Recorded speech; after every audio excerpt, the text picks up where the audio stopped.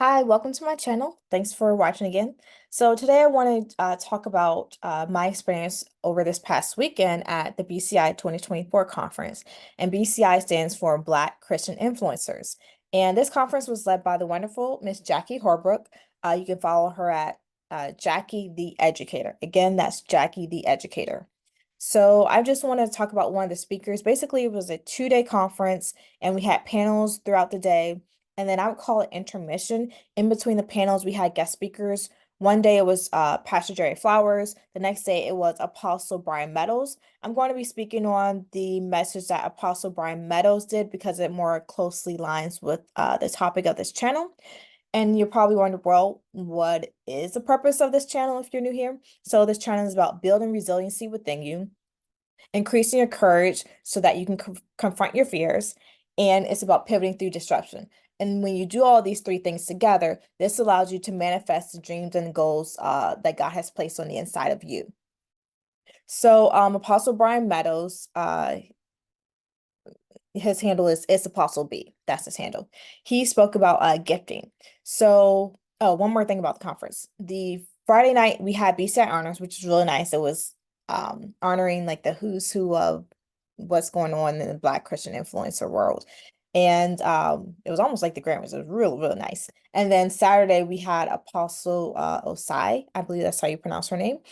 We had evening worship on that Saturday. So those are really nice as well. Okay, so back to Apostle Meadows. So he said that your preparation must match your opportunity.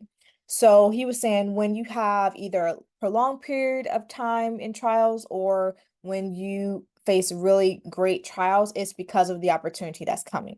He spoke about, and I'll talk about this a little later, how Jesus was ready at the age of 12, but he didn't deploy his ministry until about 30. So that was a long preparation period. Okay, so he said that God is always preparing us for, and he gave 3 reasons why. One is to prepare us for what's next.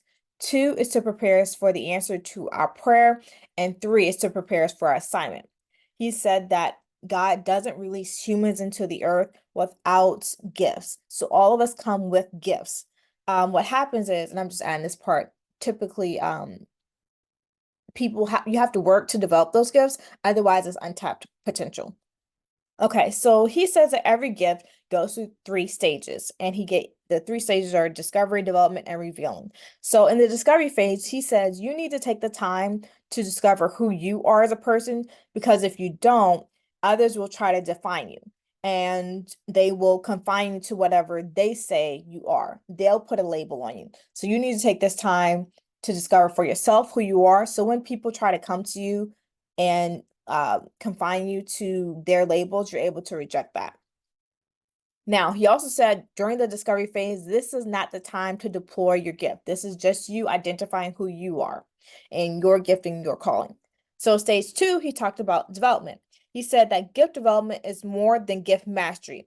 And he said one of the ways that we get developed is through our character. God grows our character. So when he says that development is more than gift, more than mastery, he spoke about John and how John being the forerunner for Christ, and that John wasn't in ministry in the way that Jesus later did, or excuse me, let me take that back.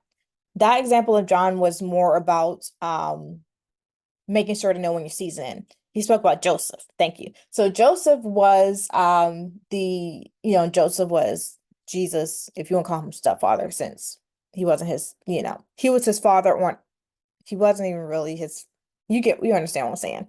So Joseph was a carpenter. So Joseph was not able to instruct Jesus on how to be an itinerant minister. He wasn't able to instruct Jesus on how to do ministry in terms of raising the dead, healing the sick, all the miracles that Jesus performed. He wasn't able to get instructions from Joseph in that area. And what Apostle Meadows said is that sometimes God will have you to be led or trained by someone who is not in the specific field that I'm calling it a field or industry that you're in. And so that's the example that he gave was Joseph being the stepfather, that's the only English term I can think of to best describe it, the stepfather of Jesus, because Jesus was in his household, but Joseph couldn't train him in how to do ministry. Okay, and then the stage three, he talked about revealing. This is a revealing stage. This is when we emerge, and this is a time when you actually deploy, or excuse me, not when you deploy. That's yeah. This is a time when you are deploying and you are seen. You're visible. So again, stage one was discovery, stage two was development, and stage three was the revealing stage. So there were some great takeaways. This wasn't the entirety of his message, but I just wanted to pull out a few things that I think could help us in terms of knowing, our giftings and determining, okay, well, who should I get to mentor me? Who should I get to help me in training? And there's something, hold on. I'm going to grab something real quick. I had to run and get my notebook. There was someone on day one who spoke about the 5 people we need in our lives. I do not remember who said this. But anyways, so the 5 people, they said a pastor, mentor, coach, therapist, and father. So the pastor is your shepherd, someone who looks after you spiritually. The mentor is someone who tells you what to do. The coaches tell you someone who tells you which way to do it. The therapist is someone who you talk to after or before doing it. And then the father is someone that this is just someone that you cover and that covers you. So I just thought I would bring that up since I spoke about having a mentor and during training. So I thought that was having these 5 people was a really good way of breaking down who should be in our lives in terms of us developing our gifts and our calling. All right, so I will see you all next time. All right, have a great day. Bye-bye.